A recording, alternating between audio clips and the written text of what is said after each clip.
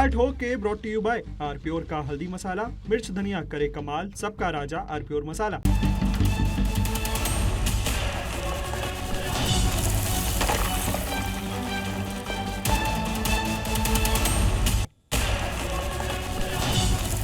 नमस्कार, आप देख रहे हैं बहस का नंबर 1 शो ताल ठोक के। आपके साथ मैं हूं प्रत्युष खरे। 12वीं की बोर्ड परीक्षा कोई एक आम एग्जाम नहीं है कि जिसमें आप अच्छा ना भी किए हो तो आगे फिर से देकर भरपाई कर लेंगे।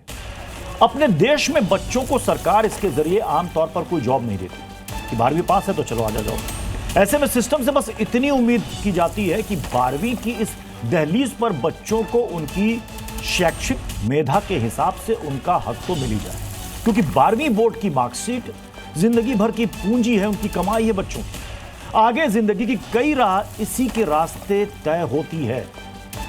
लेकिन सीबीएसई 12वीं के बच्चों के साथ हुई नाइंसाफी अब बिल्कुल साफ हो गई है। विपक्ष ने सीबीएसई पर कॉपी की दोबारा जांच के नाम पर उगाही का आरोप लगा दिया है। शिक्षा मंत्री ने फिर भरोसा दिलाया है कि स्टूडेंट्स के साथ अन्याय नहीं होगा। ऐसे में बहस जरूरी है, क्योंकि यह तय नहीं हो पा रहा है कि जिन बच्चों के मार्क्स कटे हैं उनके बहाल कैसे होंगे। सीबीएसई बच्चों में भरोसा बहाल करने की जगह बचाव में ज्यादा दिख रहा है। कार्रवाई की बात तो हो रही है, लेकिन कुछ ठोस होता अभी तक दिख नहीं रहा है। ऐसे में सवाल है कि जब ओएसएम में गड़बड़ी स्पष्ट है तो तमाम कॉपियों की दोबारा जांच क्यों नहीं हो सकती? अगर कोई पेरेंट्स पैसे की वजह से जांच की मांग नहीं कर पाता है तो उसे न्याय कैसे मिलेगा? जब गलती सीबीएसई के सिस्टम ने की है तो 100% समाधान खुद उन्हीं की तरफ से क्यों ना आए? और भी दूसरे सवालों पर ठोकेंगे ताल, जिसमें साथ होंगे खास मेहमान। लेकिन उससे पहले ये छोटी सी रिपोर्ट देखिए।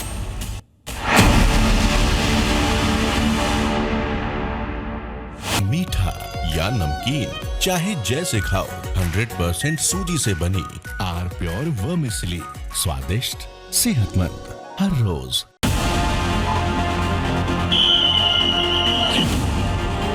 CBSE students right now and their parents are anxious, they've been traumatized, and the Prime Minister of India has nothing to say.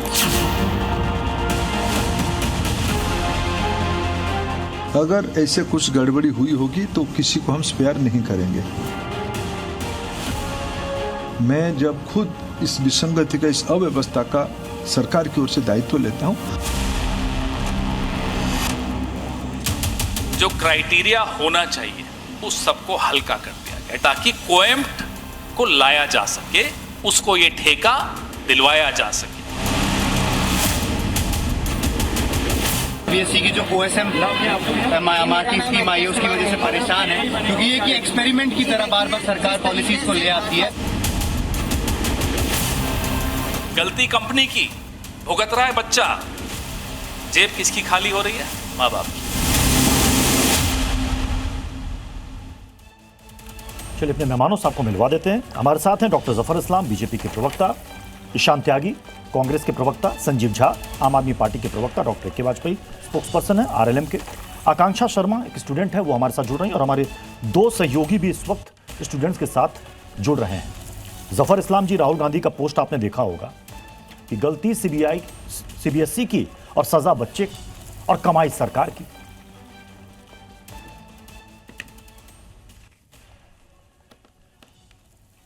Zafar Islam जी, देखिए राहुल गांधी जी तो अपने जी मैं जवाब दे रहा हूँ। खैर राहुल गांधी जी को राजनीति करनी है, उनको सिर्फ अपने हेडलाइंस मेंटेन करना है, उसके अलावा उनको कोई और चीज़ों में उसकी रुचि नहीं है कि बच्चों के साथ खड़े रहें। ये तो सिर्फ अपनी राजनीति चमकाने की कोशिश कर रहे हैं। भाई हम सॉल्यूशन पे काम करते हैं, वो सिर्फ बड़े बड़े हेडलाइंस पे काम करते हैं। हम इस बात को तस्लीम करते हैं अगर कोई ऐसा कुछ हुआ है तो उस पर कार्रवाई होगी, आइडेंटिफाई किया जाएगा, उस पर कार्रवाई होगी, और हम उस दिशा में काम भी कर रहे हैं। उस राहुल गांधी जी से पूछिए, जब उनकी सरकार इतने सालों थी तो कोई पेपर ली पे कोई भी ऐसा कानून आया था? हमने तो कानून लाया है। हम तो कह भी रहे हैं कि इस पर कोई ज़रा सा भी किसी तरह की छूट नहीं, कोई बिल्कुल हर तरह से पनिशमेंट दिया जाएगा, गिल्टी को कोई रियायत नहीं मिलेगी। लेकिन जफर इस्लाम जी, यहां तो मामला पेपर लीक का नहीं है, यहां तो आंसर शीट जांचने का है। अब उसी में इतना बड़ा संदेह हो गया है बच्चों को कि सबको लग रहा है कि उनके मार्क्स कट गए हैं। नहीं, देखिए, बच्चों के बारे में अभी आपने धर्मेंद्र प्रधान जी को भी सुनवाया। बच्चों के बारे में हम बहुत सेंसिटिव है। जिस तरह से माता पिता सेंसिटिव, उस तरह से हमारी सरकार सेंसिटिव, उस तरह से आदरणीय प्रधानमंत्री जी सेंसिटिव है।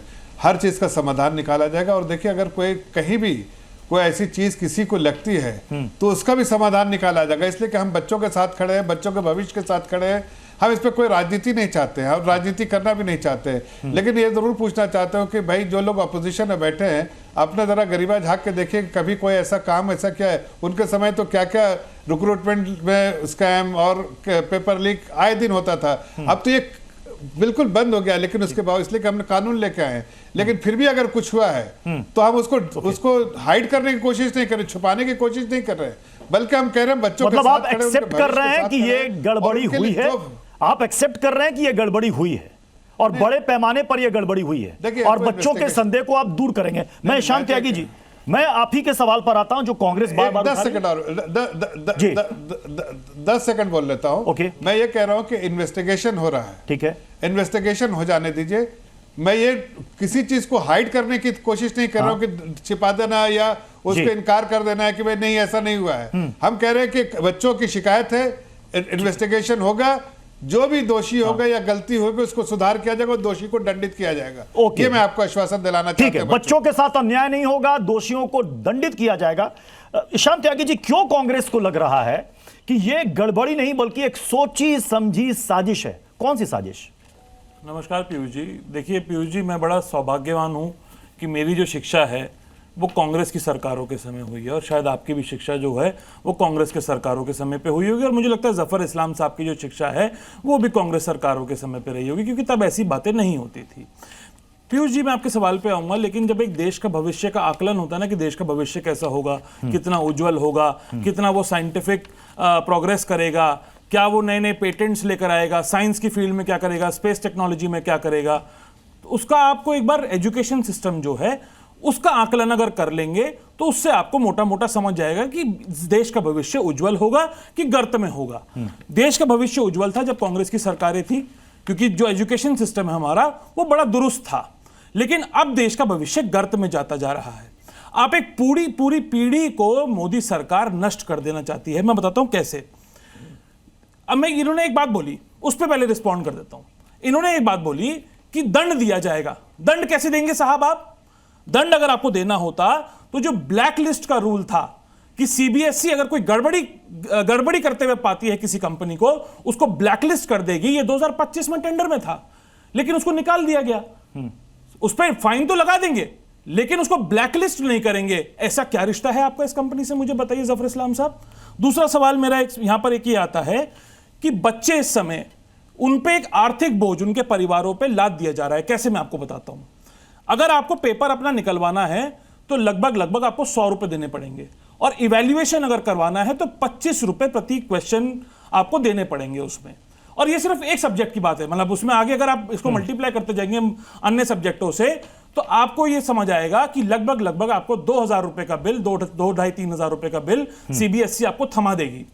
और 4 लाख बच्चों ने ऐसा किया है, तो 100 करोड़ रुपए से ऊपर की कमाई सीबीएसई कर रही है। भुगतान बच्चे करें, कमाई सीबीएसई करे, सरकार करे, और गलती जो करे उसको ब्लैकलिस्ट भी नहीं किया जाएगा। क्या पहले ये कहां का दंड आप दे रहे हैं? पहले पुनर्मूल्यांकन के लिए क्या बच्चे नहीं पहले बच्चे, मैं छोटा सा सवाल जोड़ रहा हूं कि क्या ये पहली बार हो रहा है कि री इवैल्यूएट करने के लिए बच्चों ने फीस जमा की हो? पहले भी फीस जमा नहीं करते थे बच्चे। इस तरह की प्रॉब्लम्स ही नहीं आती थी। लेकिन किस तरह पहले संख्या थी, इस बार लोग कह रहे हैं 4 गुना बढ़ गई।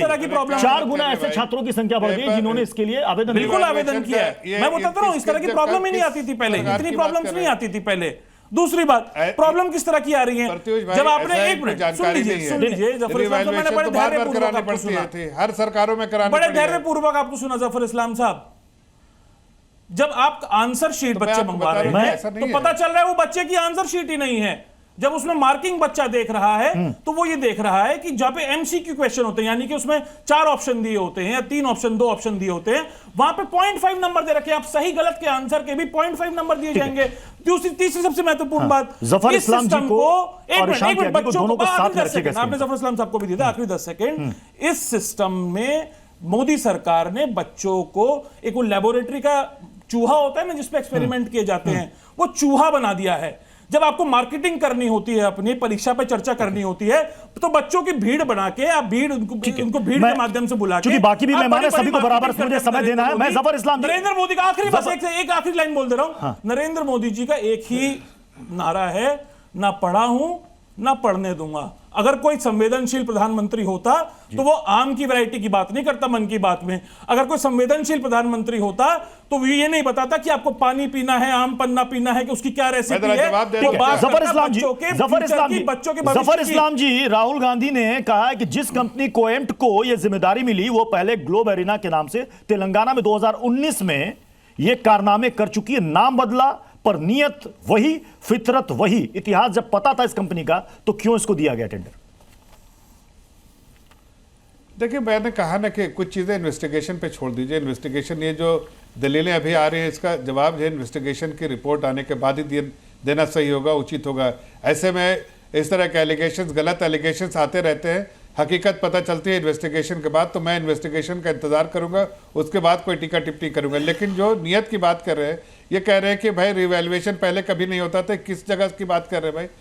मैं आपसे उम्र में बहुत बड़ा हूं और मैं जानता हूं कि रिवैल्यूएशन का तो एक कॉन्सेप्ट बहुत सालों से चला आ रहा है, बहुत सालों से चला रहा है। हर बच्चों को ये रिवैल्यूएशन के लिए नहीं डालते थे, और जिस तरीके के पैसे आप बच्चों से लूट रहे हैं, जिस तरह के पैसे आप बच्चों के परिवारों से लूट रहे हैं, गरीब परिवारों के बच्चों से भी लूट रहे हैं।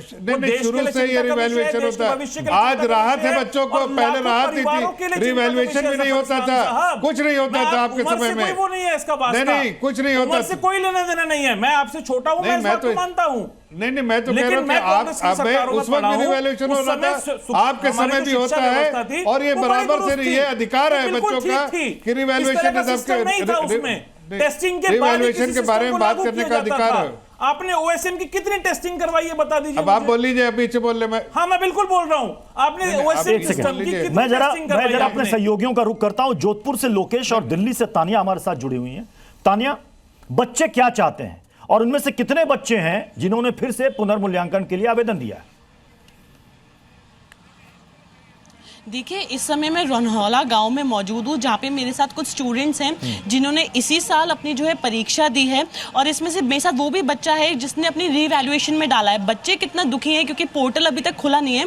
हम यहाँ पे बात कर लेंगे। आपका नाम जान सकती हूँ? वरुण, तो अभी आप बता रहे थे आपके रिजल्ट आ गए, कितने मार्क्स अगर आप उस बारे में बताएं, और आपने अपना रीवैल्यूएशन में भी डाला है? मेरे 88% मार्क्स आए, लेकिन जब मैंने उसमें फ़ोटोकॉपी के लिए जब वहाँ पे अप्लाई किया, तो जिस दिन फर्स्ट डे था तो उस दिन तो वेबसाइट ओपन नहीं हुई। देन जब मैंने सेकंड डे के लिए अप्लाई किया तो ट्रांजैक्शन में बार बार गड़बड़ी आ रही थी, और उसके बाद जब मुझे फ़ोटोकॉपी ऑब्टेन हुई तो जब मैंने सॉल्यूशन से चेक करा तो मुझे कुछ आंसर्स में नंबर जितने मिलने चाहिए थे उतने मिले नहीं हैं।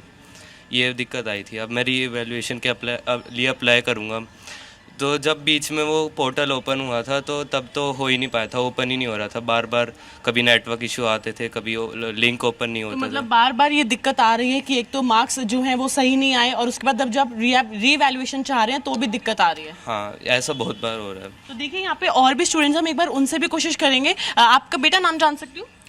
मेरा नाम देवांश है। देवांश, आपको किस तरीके की दिक्कतों का सामना करना पड़ा जब से हम ये देख रहे हैं कि एग्जाम आ रहे हैं, फिर मार्क्स सही नहीं आए, फिर रीवैल्यूएशन में भी दिक्कत आ रही है? अभी तो मैंने रिवैल्यूएशन के लिए अप्लाई किया नहीं है, लेकिन मार्क्स से मैं अपने सेटिस्फाइड ज़्यादा हूँ नहीं। तो आपकी भी आंसर शीट में आपको लग रहा है कि गड़बड़ियाँ हैं? कुछ हो सकते हैं आई गेस।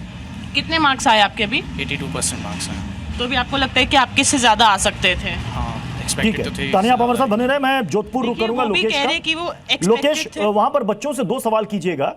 एक तो जो कहा जा रहा है कि बहुत पैसे वसूले जा रहे हैं बच्चों से पुनर्मूल्यांकन के नाम पर, क्या बच्चों के लिए इस वक्त वो पैसे वो एक बड़ा मुद्दा है, या वो चाहते हैं कि हमें रिजल्ट हमारा अपने मेरिट के आधार पर सही मिले? देखिए, बिल्कुल बच्चे हमारे साथ मौजूद हैं, उनसे बात करेंगे। क्या नाम है आपका? मेरा नाम कृष्णा कंवर है। कितने मार्क्स आए हैं? क्या जो मार्क्स आए हैं उतनी उम्मीद थी या उससे अधिक की उम्मीद थी? मेरे सिर्फ 69% बने इस बार, एंड मुझे उससे ज़्यादा की उम्मीद थी। जिस अकॉर्डिंग मैंने पढ़ाई करी थी उस अकॉर्डिंग मेरे मेनली देखा जाए तो 80+ मार्क्स आने चाहिए थे, बट जैसे कि देखा गया कि जो पेपर चेक हुआ है वो कंप्यूटर बाय चेक हुआ है, तो उसमें मे बी स्कैनिंग में प्रॉब्लम हो सकती है, पेपर लीव्स हो सकते हैं बीच में, कोई भी इश्यूज़ हो सकते हैं, तो उसके कारण मे बी माइनस हो सकते हैं नंबर्स एंड खूब सारी इश्यूज़ हो सकती है उसके बीच में। तो मुझे बिल्कुल एक्सेप्ट नहीं था कि मेरे 69 आएंगे सिर्फ। 10th में जिस तरह के मार्क्स आए उसके मुकाबले कितना अनुमान था कि इतना आ सकते थे हमारे? मेरे 10th में 85 आए थे एंड मेनली देखा जाए तो सब सब्जेक्ट में डी लगा था मेरे, एंड इस बार 12th में बिल्कुल जो मुझे एक्सपेक्टेशन थी वो बिल्कुल नहीं हो पाई। एंड मैं ये और भी बच्चे हैं, आपके कितने मार्क्स आए हैं? और जिस तरह से जो रिवैल्यूएशन लगा रहे हैं उसमें पैसे भी ज़्यादा लग रहे हैं, क्या वो इतने पैसे हो सकते थे उतने लगने चाहिए, या फिर जो जेन्युइन होना चाहिए जो स्टूडेंट्स के हित में काम हो सके जितना स्टूडेंट के हित में हो? इसमें सीबीएसई की काफ़ी सारी प्रॉब्लम्स है, कुछ ऐसी दिक्कत आ रही है, ग्लिच ऐसे हो सकते हैं जिससे कि प्रॉपरली स्कैन नहीं हो रही कॉपीज़ ब्लर स्कैन हुई हैं, बाकी काफ़ी सारी चीज़ें जिस इस वजह से इनकी दिक्कत है। और इसके साथ में वो चार्जेस जो कि गलत है। मैं आऊँगा लोकेश आपके पास। डॉक्टर ज्योति गुप्ता हमारे साथ जुड़ी हैं, डायरेक्टर और प्रिंसिपल केआर मंगलम वर्ल्ड स्कूल, और डॉक्टर रश्मि शर्मा है, एजुकेशनिस्ट है, हमारे साथ हैं। स्क्रीन पर लाइएगा। डॉक्टर ज्योति जी, क्या ओएसएम ये हिट नहीं हुआ? क्योंकि सबसे ज्यादा सवाल इसी को लेकर उठाए जा रहे हैं, तो क्या इससे बेहतर था मैनुअल जांच? देखिए, हमें ये समझना पड़ेगा कि जो ओएसएम है, ऑन स्क्रीन मार्किंग जिसको हम ओएसएम कह रहे हैं, उसमें पेपर जांचने में और मैनुअल पेपर जांचने में कोई फर्क नहीं था।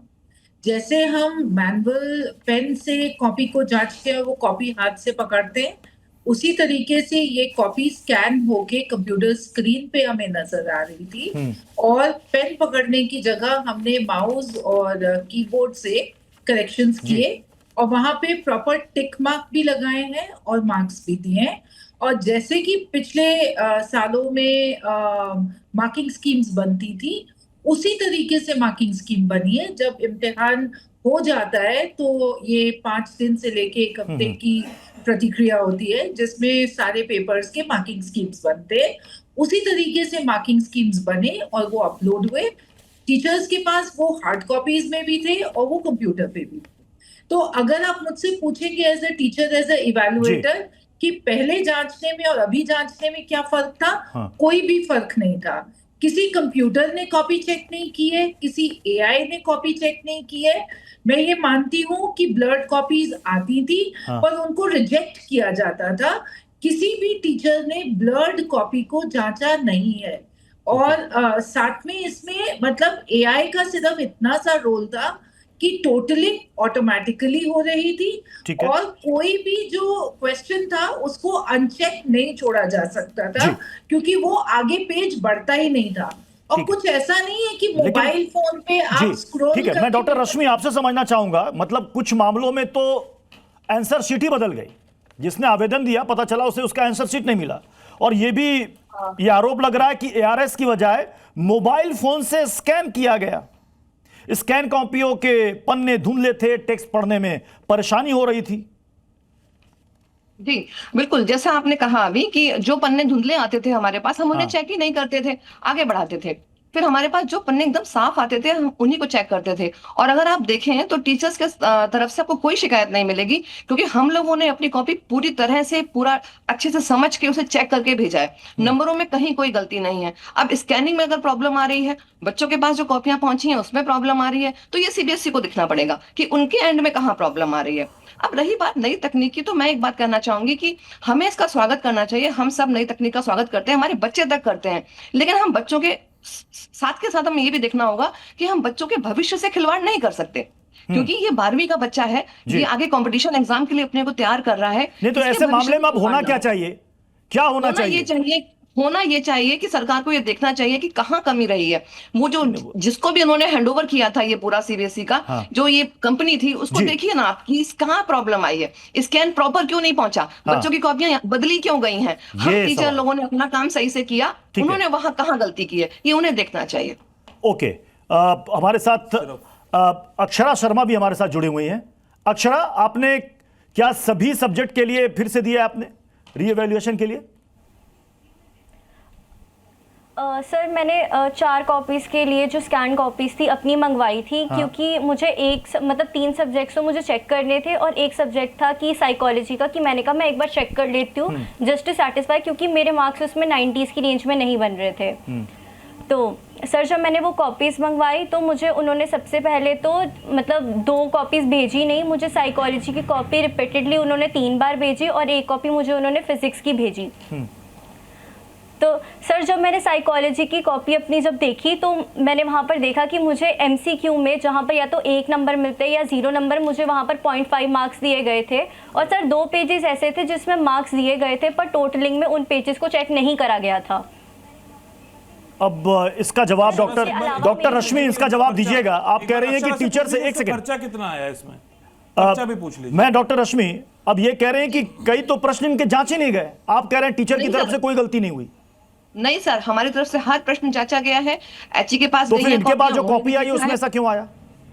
नहीं सर, ये कहीं CBSE के साइड से कुछ ग्लिच हुआ होगा, क्योंकि टेक्निक है, कभी कभी डाउन हो जाती है। हमारे साइड से कभी नहीं हुआ है, हर कॉपी जांची गई है, HE के पास गई है, HE के पास गई है, हर कॉपी को चेक किया गया। अक्षरा, कितना खर्चा आया आपको इस पूरे प्रोसेस में?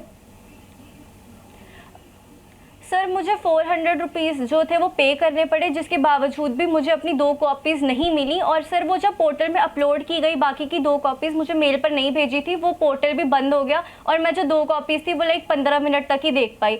सर उसके अलावा जो मेरी फिजिक्स की कॉपी थी उसमें भी 2 शीट्स टोटली ब्लर थी और मैं उन्हें पढ़ भी नहीं पा रही थी।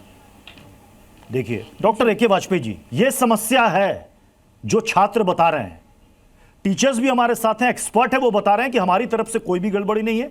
अब ये CBSE और वो कंपनी जाने जिसको ये काम सौंपा गया था। सवाल ये है कि पहले मैनुअली जांच होती थी और उस वक्त भी पुनर्मूल्यांकन के मामले आते थे, लेकिन इतनी संख्या में नहीं आते थे, कुछ हजारों में आते थे। इस बार 4 गुना मामले बढ़े हैं। इसका मतलब कि लगभग हर दूसरे छात्र या छात्राओं के मन में एक सवाल है कि मुझे मेरे मेरिट के आधार पर नंबर नहीं मिला। तो सवाल है कि क्यों ना युद्ध स्तर पर मैनुअली जांच करा ली जाए सभी कॉपियों की। क्या यह संभव नहीं है?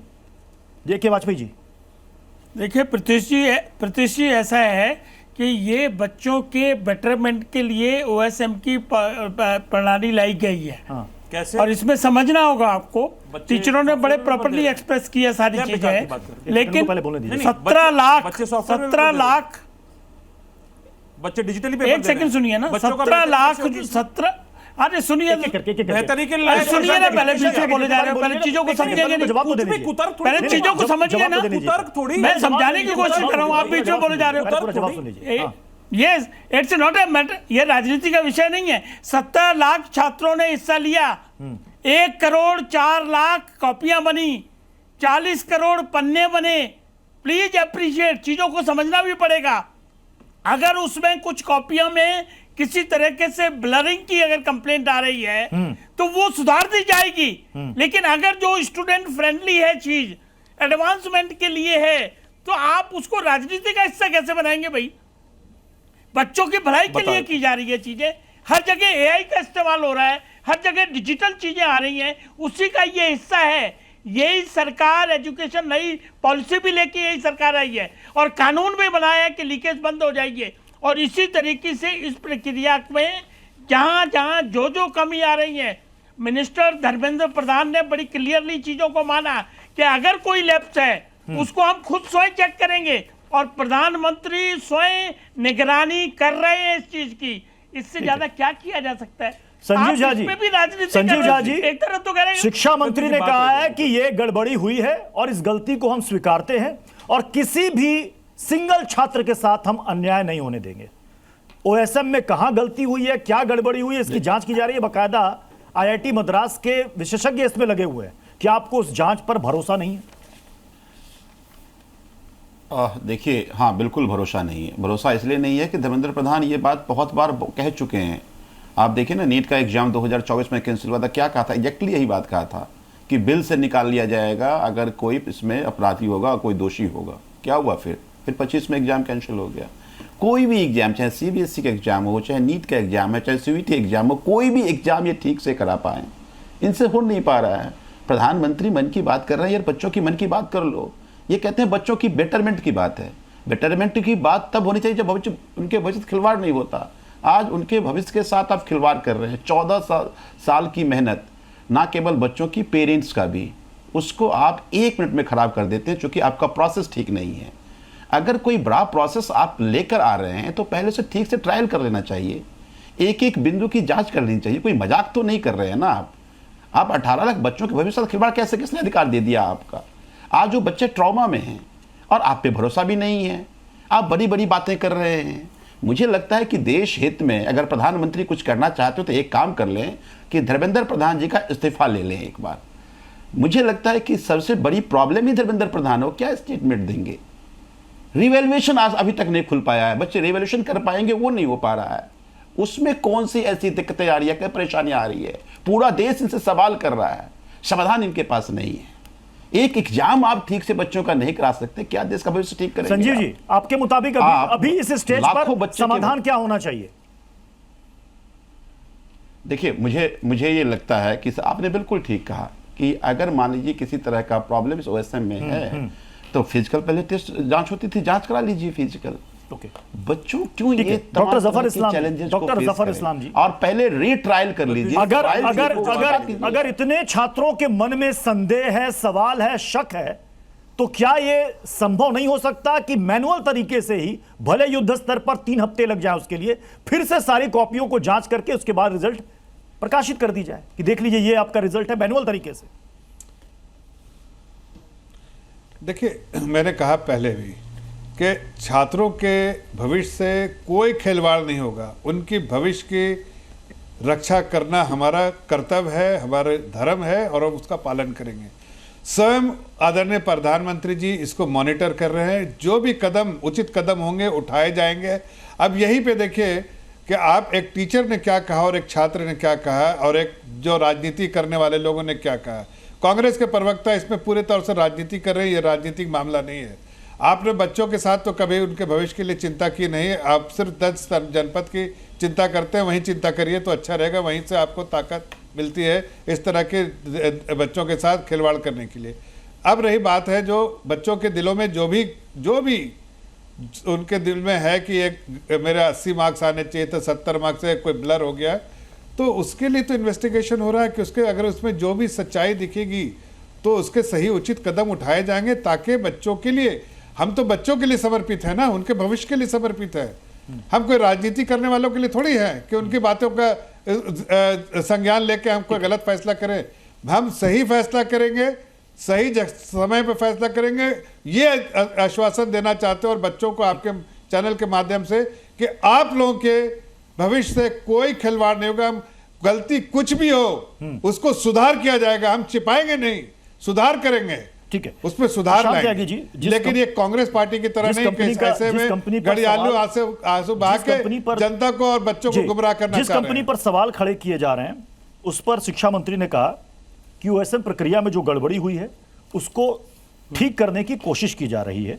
और उन्होंने ये भी कहा कि अगर एक तरफ कांग्रेस कहती है कि जेनजी साथियों, आपकी मेहनत, आपका भविष्य कोई चुरा नहीं पाएगा, हम इस साजिश की तह तक जाएंगे और इस भ्रष्टाचार को जड़ से उखाड़कर फेंकेंगे। जिस कंपनी पर कांग्रेस सवाल खड़े कर रही है उसे कर्नाटक और तेलंगाना में काम दिया गया है। तो यह पूछ रहे शिक्षा मंत्री कि तेलंगाना और कर्नाटक और फिर दिल्ली में मानक अलग अलग हैं क्या? पहला जवाब, पहले अभी जफर इस्लाम साहब ने कहा कि कांग्रेस को उस भविष्य की चिंता नहीं है। जफर इस्लाम साहब, मैं अगर आपका एजुकेशन बैकग्राउंड ठीक से देख पा रहा हूं तो आपने एक कोर्स शायद IIM अहमदाबाद से भी किया है, जो कांग्रेस की सरकार ने ही स्थापित किया था, उसी संस्थान से आप पढ़ के आए हैं। कम से कम ऐसी बात तो ना करें तो अच्छा रहेगा। दूसरी सबसे महत्वपूर्ण बात, जिस कंपनी की बात हो रही है, जो कंपनी इन द क्वेश्चन है कोएम्प्ट, पहले इसका नाम कुछ और था, अब नाम कुछ और है। कारण ये था कि इसने तेलंगाना में जो एग्जाम करवाए थे वो गलत तरीके से करवाए थे और उसमें बहुत गड़बड़ियां हुई थी, इसलिए इसने अपना नाम चेंज किया। अब मैं आपको एक छोटा सा आंकड़ा देता हूं कि भाजपा की सरकार ने, बीजेपी सरकार ने, मोदी सरकार ने इस कंपनी को, और एक और कंपनी का नाम अभी आपको बताऊंगा, उसको कैसे फायदा पहुंचाया। इस कंपनी को कैसे फायदा पहुंचाया? टेंडर की जो रिक्वायरमेंट्स थी, जो स्कैनिंग क्वालिटी है, वो DPI 300 से घटा के 200 कर दी। उसके बाद जो हाई स्पीड रोबोटिक सिस्टम है वो मैंडेटरी था पहले, टेंडर में, लेकिन इस कंपनी को फायदा पहुंचाना था। टीसीएस जीत जाती, नहीं तो टीसीएस दूसरा कंटेंडर था इसमें, टीसीएस हार गई, ये कंपनी उसमें, क्योंकि उसको वो आपने टेंडर का जो क्राइटेरिया था वही हटा दिया हाई स्पीड रोबोटिक सिस्टम का, वो ये कंपनी आगे बढ़ गई उसमें। फाइनेंशियल क्राइटेरिया आपने घटा दिया, ब्लैकलिस्ट का रूल जो है वो आपने खत्म कर दिया। अच्छा, बहुत महत्वपूर्ण, ये डेटा सेंटर्स की बात करते हैं, साइबर सिक्योरिटी की बात करते हैं, साइबर सिक्योरिटी फायरवॉल था ही नहीं, एक बच्चे ने दिखा दिया हैक करके सीबीएसई के सिस्टम में।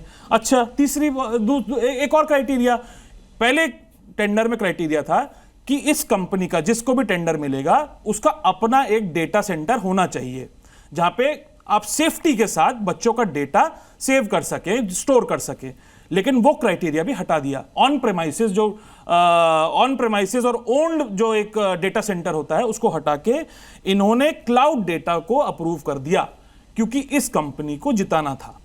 ऐसे ही इन्होंने पहले भी किया था। एसएससी का एग्जाम आपको याद होगा कि बहुत गड़बड़ी हुई थी, उसमें कोई सिस्टम लॉगिन नहीं हो रहा था, कभी कुछ हो रहा था, कभी कुछ हो रहा था, उसमें भी टीसीएस करवा रही थी और बहुत अच्छी तरीके से करवा रही थी, लेकिन एक कंपनी एडिक्विटी को फायदा पहुंचाना था, इसलिए टीसीएस को कम करके इवैल्यूएशन में, टेक्निकल इवैल्यूएशन में और जो फाइनेंशियल इवैल्यूएशन में कम करके उस कंपनी को एडिक्विटी को दे दिया गया टेंडर। अगर मैं झूठ बोल रहा हूं तो आप जाके सर्च कर लीजिए इस बात को। अब आइए एक बस आखिरी बात खत्म करूंगा, आखिरी बात करूंगा। मैं संवेदना, मैं चाहता हूं कि जो कम से कम जो हमारे गवर्नमेंट के जो ऑफिशियल्स हैं उनकी कम से कम बच्चों के साथ संवेदना तो हो। संजय कुमार जी एजुकेशन सेक्रेटरी क्या बोलते हैं? बच्चों ने लाइट पेन यूज किया था। अरे आप स्कैन नहीं कर पा रहे हैं, पेजेस मिसिंग हैं, पेजेस कट हुए हुए हैं, और स्कूल्स की बड़ी, अभी हम प्रिंसिपल साहिबा को सुन रहे थे, मैं बड़ा सम्मान करता हूं, टीचर है, मेरी मदर भी टीचर है, मेरी मदर भी टीचर है, मैं बड़ा सम्मान करता हूं टीचर्स का, लेकिन स्कूल्स के प्रिंसिपल्स ने भी, टीचर्स ने भी मोदी सरकार के दबाव में आके रील्स बनाना शुरू कर दिया था और ओएसएम को ठीक बताना शुरू कर दिया था, जिस सिस्टम को टेस्ट भी नहीं करा गया। एजुकेशन कमेटी ने बोला इस सिस्टम को टेस्ट भी नहीं किया गया।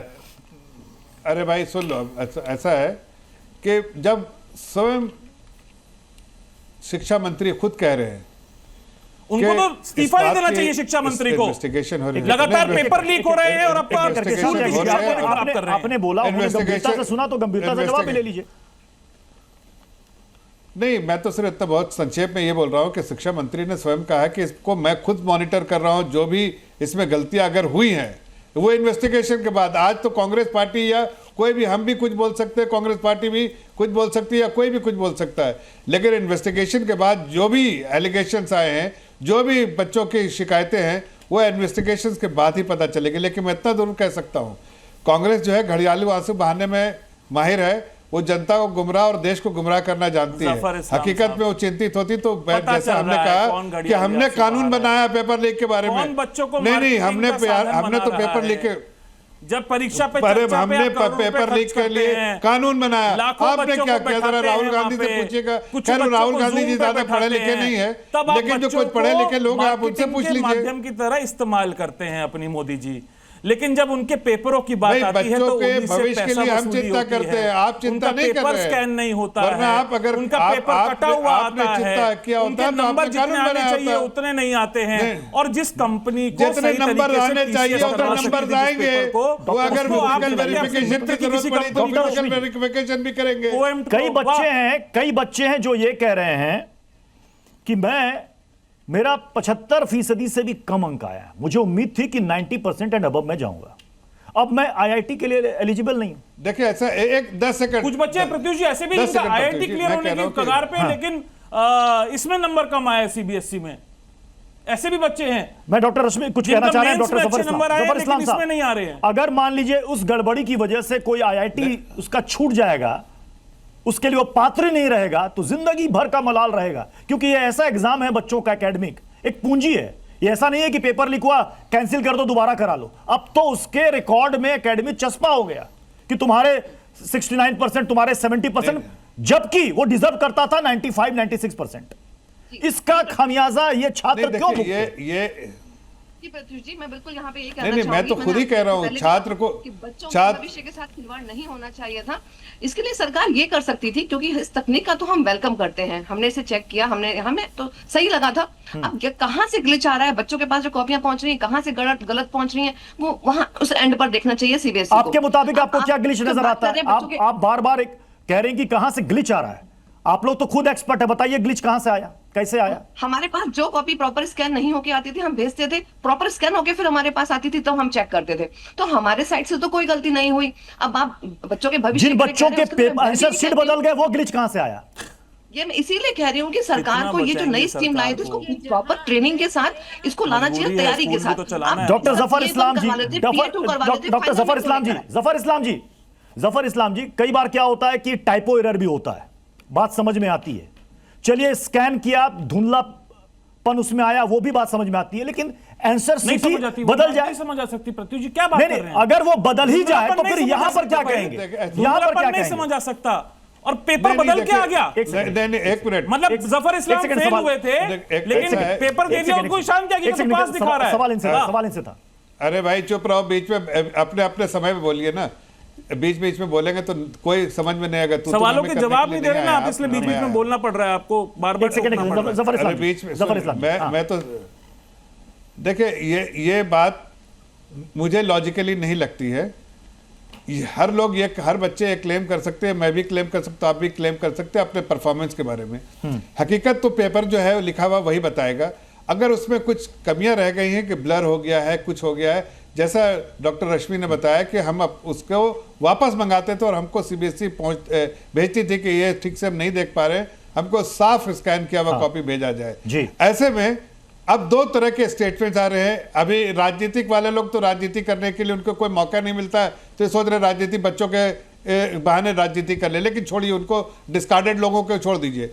लेकिन बच्चों के बारे में बात कर रहे हैं कि अगर बच्चों की ऐसी बातें हैं तो इन्वेस्टिगेशन हो रहा है। मैं बार बार इस बात को एम्फसाइज इसलिए कर रहा हूं इन्वेस्टिगेशन को कि अलग अलग तरीके से अलग अलग बातें कहेंगे। इस मामले में डॉक्टर रश्मि सच्चाई और डॉक्टर ज्योति जी को कहना चाहती है। डॉक्टर रश्मि जल्दी से, डॉक्टर रश्मि और डॉक्टर ज्योति को एक साथ रखिएगा प्लीज स्क्रीन पर। गौरव, कोई बच्चों का जी देखिए, मैं बताती हूँ, आप पूछ रहे हैं बारी बारी कि पेपर कैसे बदल गया। तो जो सीक्रेसी यूनिट बच्चों को रोल नंबर्स, मतलब टीचर्स को नहीं पता होता कि वो किसकी कॉपी जांच रहे हैं, तो कोड किया जाता है सब पेपर्स को, और कोडिंग में कई दफा ह्यूमन एरर हो जाता है। और ये पहली दफा ऐसा नहीं हुआ है कि कॉपी बदली गई है, पहले भी बदली जाती थी। सारी कॉपियां सीबीएसई के पास ही हैं। अगर कहीं किसी के गलत नंबर दिखाई दे रहे हैं, और पहले जब मैनुअल अपलोडिंग होती थी मार्क्स की, उसमें भी एक बच्चे के नाम के आगे कई दफा दूसरे बच्चे के चढ़ जाते थे। तो मैं यही सवाल डॉक्टर रश्मि आपसे जानना चाहता हूं, इसलिए शुरुआत में मैंने कहा कि ये पहली दफा नहीं हो रहा है कि पुनर्मूल्यांकन के लिए आवेदन आया हो, पहले के सालों में भी आता था, लेकिन इस बार कुछ ज्यादा। तो मुझे डॉक्टर रश्मि इतना बता दीजिए, जो पहले आवेदन आते थे उसमें कितने % केसेस ऐसे होते थे जिसमें आंसर शीट बदल जाती थी? सर आंसर शीट नहीं बदलती हैं, क्योंकि हम टीचर राइटिंग पहचानते हैं बच्चों की। अगर हमारे पास, अब जब स्कैन कॉपी में भी आप कह रहे हो, स्कैन कॉपी में भी हम तुरंत पहचानते हैं। हम कैसे मान लें कॉपी बदल गई है? क्योंकि हमें राइटिंग पता है बच्चे की, हमें दिख रहा है, साफ साफ दिख रहा है। हम उसी बच्चे की कॉपी चेक कर रहे हैं। तो सारे पेपर्स आपके पास आ रहे हैं, क्या बात कर रहे हैं? प्रत्युष जी किसको लेकर आए हैं आप? प्रत्युष जी किसको लेकर आए हैं पैनल में? डॉक्टर हजारों बच्चों की कॉपी, हजारों बच्चों की कॉपी चेक करते हैं और ये कह रहे हैं हमें राइटिंग पता है बच्चों की। नहीं, अभी जो एक छात्रा बात कर रहे हैं, अभी एक छात्रा है, मानता हूं सरकार को बचाना, स्कूल चलाना आपकी मजबूरी हो सकती है, लेकिन जिन बच्चों को आप अक्षरा जी, उनके अक्षरा शर्मा हमारे साथ हैं। अक्षरा, जो आपको जो आंसर शीट मिला है, क्या वो आंसर शीट आप ही की है किसी और की है? एक सेकंड, अक्षरा हमारे साथ है। नहीं, अक्षरा, आपको जो आंसर शीट मिली है वो आप ही की है या राइटिंग किसी और की है? एक सेकंड, अक्षरा, स्कूल चलाना आपकी मजबूरी हो सकती है, सरकार नहीं चलाने देगी आपको स्कूल अगर आप उसके खिलाफ बोलेंगे, लेकिन बच्चों के भविष्य के साथ खिलवाड़ करिए, ऐसी बात मत बोलिए। ऐसी बात मत बोलिए डॉक्टर रश्मि कि आप राइटिंग पे जानते हैं, आप राइटिंग पे जानते हैं अपनी। आपको समझना होगा कि पेपर होता कैसे है, पेपर्स आते कैसे हैं, कैसे करेक्शंस होते हैं। ये 17 लाख पेपर्स है और कोई पहली बारी नहीं है रीइवैल्यूएशन हो रहा है, हर बारी होता है। पहले तो रीइवैल्यूएशन की पॉलिसी नहीं होती। अक्षरा कुछ कहना चाहती है? अक्षरा हुआ करती थी, या जो मैम एक स्टूडेंट है वो कुछ कहना चाहती है, उनको सुन लेते हैं। अक्षरा बोलिए। अभी तो रीइवैल्यूएशन है, अगर सब किसी भी बच्चे को। सर जो मुझे शीट्स मिली थी मैंने वो चेक करी। सर वहाँ पर एक क्वेश्चन था जो मैंने बिल्कुल सही करा था और वो आंसर स्कीम के हिसाब से भी सही था, पर उस क्वेश्चन में मुझे मार्क्स नहीं मिले थे। इवन तो उसका फॉर्मूला थोड़ा अलग था, बट कैलकुलेशन पार्ट और नीचे तक वो पूरा आंसर सही था, बट उसके मार्क्स नहीं दिए गए थे। सर नीचे मैंने जब स्क्रॉल करा तो 2 शीट्स ऐसी थी कि वो इतनी ब्लर थी कि मुझे खुद नहीं पढ़ा जा रहा था कि मैंने वो क्या आंसर लिखा है। तो सर अगर मैं अपना आंसर रीवैल्यूएशन में नहीं डाल पाऊंगी कि मैंने ये क्या लिखा है, तो सर मुझे समझ नहीं आया कि जिस टीचर ने वो कॉपी चेक करी थी उसने वो कॉपी किस हिसाब से चेक करी थी। अब देखिए यहाँ पर जो डॉक्टर रश्मि उन्होंने कहा कि जो उनके पास ऐसी ब्लड कॉपी आती है उनको तो ये चेक करती नहीं, उनको वापस भेज देती है। नहीं, उसमें नीचे रिमार्क्स लिखा होता है और वो रिमार्क्स सीबीएसई के पास भेजे गए हैं। वो उस कॉपी के लिए और उस क्वेश्चन के लिए, उस पोर्शन के लिए अलग अलग। तो अब डॉक्टर ज्योति और डॉक्टर रश्मि ये बताइए कि अब ऐसे न जाने कितने छात्र होंगे, उनको आप बताइए कि अब आप इनको करना क्या चाहिए, तो क्या करेंगे? रिवैल्यूएशन के लिए अप्लाई करना चाहिए। आज बाय ऑल मींस पोर्टल खुल जाएगा। जिन बच्चों को अपनी अपनी कॉपी मिल गई है वो कॉपी अपने टीचर्स के पास लेके जाए, उनसे अपने सारे सवाल चेक करवाएं और जिस जिस क्वेश्चन में उनको लगता है कि उनके मार्क्स बढ़ने चाहिए वो क्वेश्चंस के लिए अप्लाई करें। एक पढ़ाई के बाद एग्जाम देना मैम, ये एक संघर्ष। और अब छात्र कि मैंने सही एग्जाम दिया, मेरी मार्किंग गलत हुई है, इसके लिए फिर से लंबा संघर्ष, ये छात्र यही करते रहेंगे क्या? कोई चेक करना होता है। जब हम क्लासरूम में भी कॉपियां चेक करते हैं तो बच्चे हमारे पास वापस आते हैं कि ये इसमें आपने मार्क्स कम दिए हैं। अगर मैं अक्षरा से पूछूंगी तो वो कई दफा अपनी खुद की टीचर के पास भी गई होंगी कि मैम इसमें आपने कम नंबर दिए, इसमें ज्यादा नंबर मुझे मिलने चाहिए। तो ये कोई नई प्रतिक्रिया नहीं है, इससे हमें किसी को कुछ मतलब पीछे हटने की जरूरत नहीं है। ये ह्यूमन एरर हो सकता है। मैं अक्षरा आपसे एक सवाल करना चाहता हूं। अक्षरा देखिए, अक्षरा आपके साथ में कई सारे स्टूडेंट्स होंगे, आपके साथी होंगे, मित्र होंगे जिनके 90% से ऊपर नंबर आए होंगे। क्या उनके मन में भी ऐसा कोई शक है कि मैं 100% मुझे आता, 99% आता, या वो कह रहे हैं ठीक है?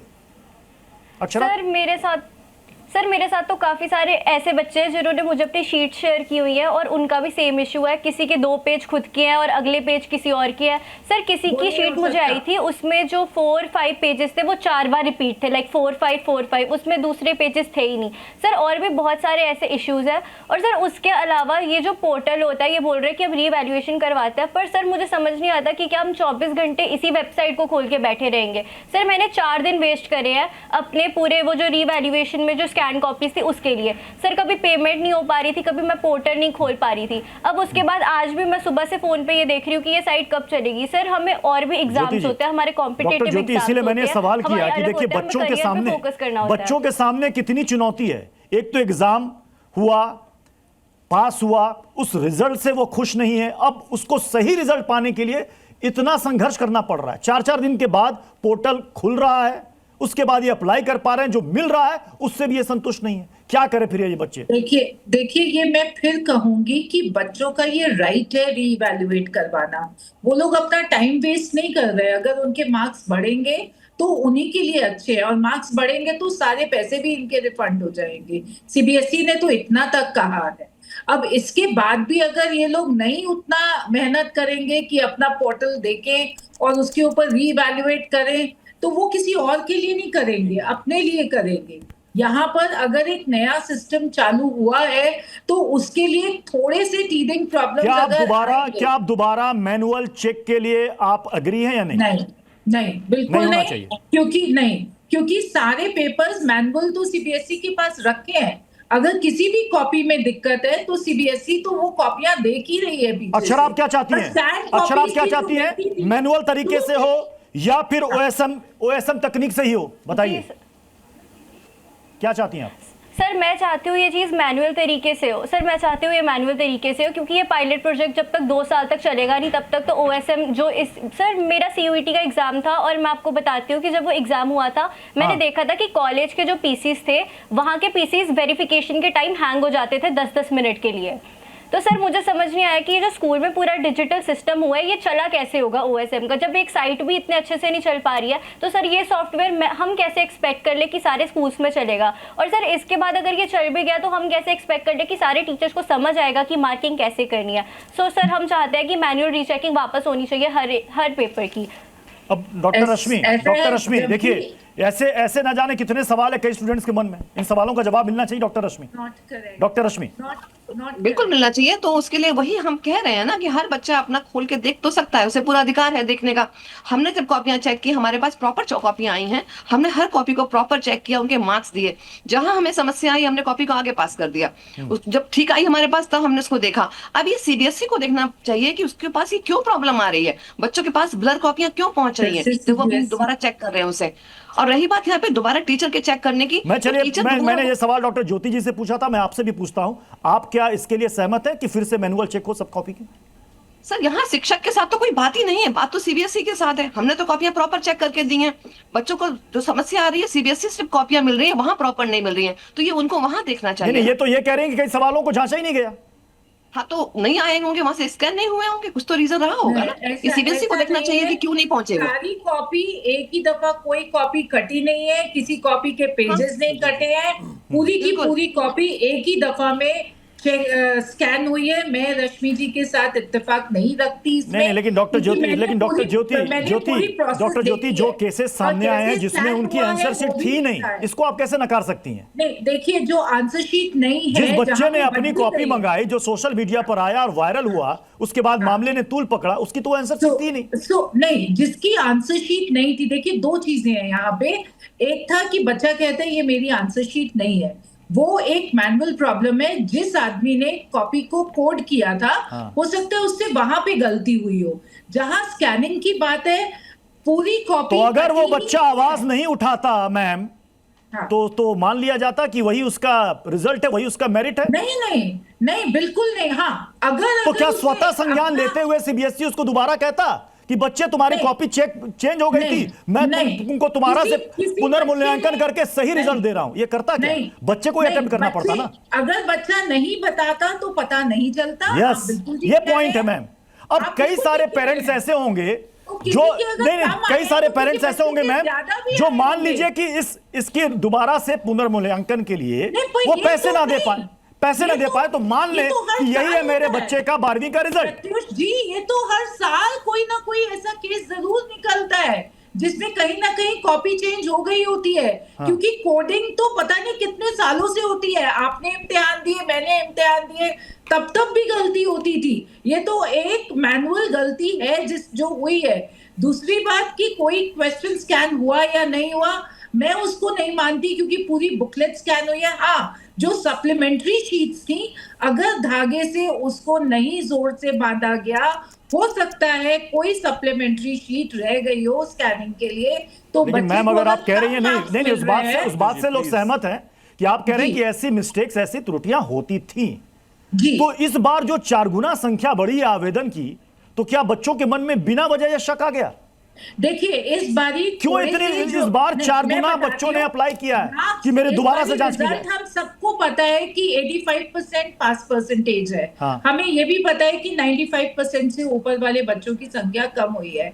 मॉडरेशन इस बारी नहीं हुई है। सो ये जो पहले थोड़े से सेफ मार्क्स दे दिए जाते थे, 30 वाले को 33 और जो बाकी बच्चों को भी थोड़े ज्यादा मार्क्स मिल जाया करते थे, वो इस बारी नहीं मिले। मार्किंग स्कीम हर बारी बनती है, बट कई दफा टीचर्स उसको चेक कर देते हैं बिना स्टेप्स, हर स्टेप के मार्किंग के। इस बारी वो चीज थी ही नहीं, क्योंकि हर स्टेप पे कोडेड था, टीचर को वहीं पे उतने ही मार्क्स दे देते, तो उसकी वजह से मार्क्स नीचे आए हैं। पर वो एक परफॉर्मेंस बेस्ड मार्क्स है, वो ये मार्क्स नहीं है कि गलत मार्क्स दिए गए हैं। तो हमको सारी प्रतिक्रिया को समझना होगा।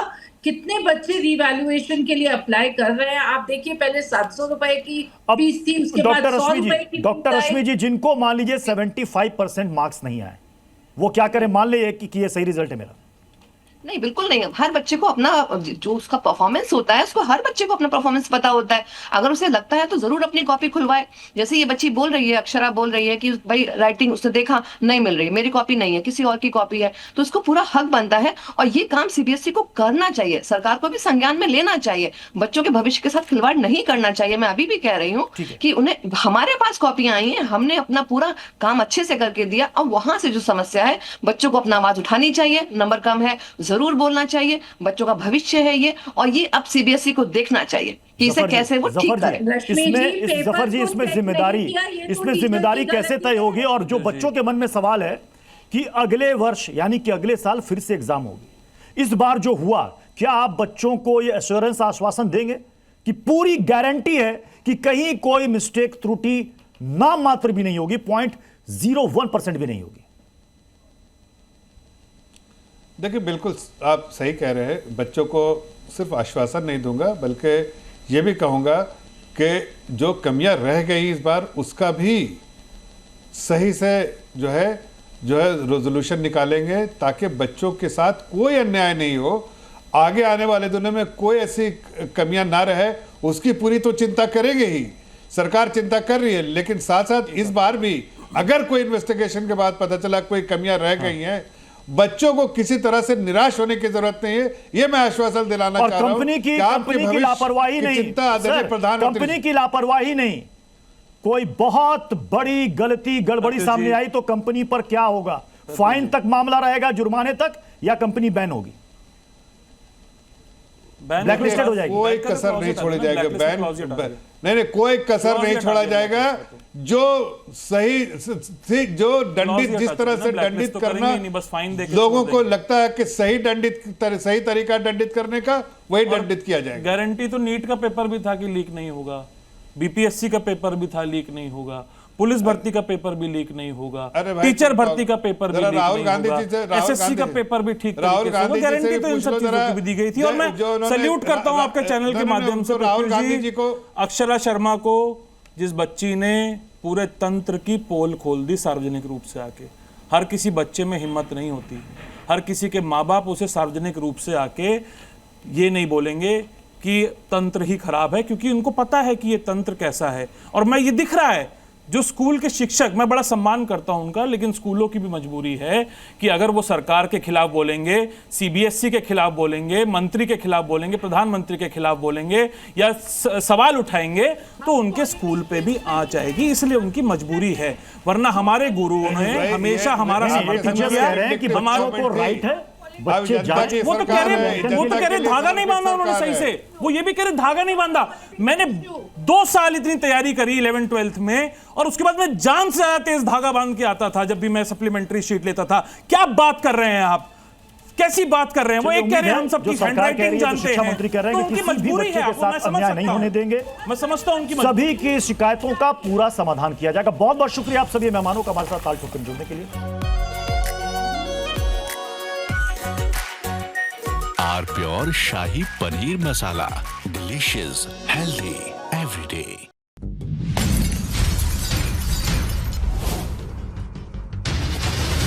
ताल Thok Ke brought to you by R pure का हल्दी मसाला, मिर्च धनिया करे कमाल, सबका राजा आर प्योर मसाला।